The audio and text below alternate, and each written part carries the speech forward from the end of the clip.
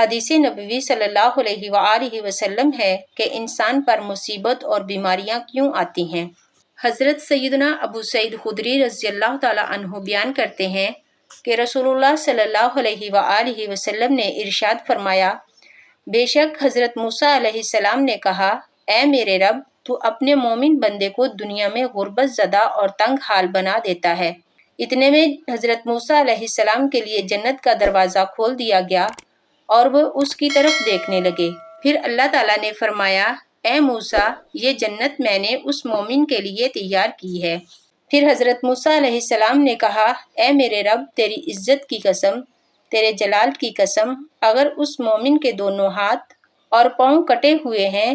پھر اس کو اس کے یوم ولادت سے لے کر روز قیامت تک چہرے کے بل گھسیٹے جاتا رہے اور لیکن اس کا انجام جنت ہوا، وہ تو یوں سمجھے گا کہ اس نے کبھی کوئی تنگی نہیں دیکھی۔ پھر حضرت موسیٰ علیہ السلام نے کہا، اے میرے رب، تو نے اپنے کافر بندے کے لیے دنیا میں بڑی وسعت پیدا کی ہے۔ اتنے میں موسیٰ علیہ السلام کے لیے جہنم کی طرف ایک دروازہ کھولا گیا اور ان سے کہا گیا، اے موسیٰ علیہ السلام، یہ جہنم اسی کافر کے لیے تیار کی ہے۔ موسیٰ علیہ السلام نے کہا، اے میرے رب، تیری عزت اور جلال کی قسم، اگر اس کو اس کے یوم تخلیق سے روز قیامت تک پوری دنیا دے دی جائے لیکن اس کا انجام یہ ہوا تو وہ یوں سمجھے گا کہ اس نے کبھی کوئی بلائی نہیں دیکھی۔ حضرت عامر رضی اللہ تعالیٰ عنہ بیان کرتے ہیں، رسول اللہ صلی اللہ علیہ وآلہ وسلم نے فرمایا، امراض اور ان کے ثواب کا ذکر کیا تو فرمایا، جب مومن کو کوئی بیماری لاحق ہوتی ہے اور پھر اللہ تعالیٰ اسے اس سے عافیت و صحت عطا فرما دیتا ہے تو وہ مرض اس کے سابقہ گناہوں کا کفارہ ہے اور مستقبل کے بارے میں واعظ و نصیحت بن جاتی ہے، اور جب منافق بیمار ہوتا ہے پھر اسے عافیت عطا کر دی جاتی ہے تو وہ اس اونٹ کی طرح ہوتا ہے جسے اس کے گھر والوں نے باندھ رکھا ہو اور پھر انہوں نے اسے چھوڑ دیا،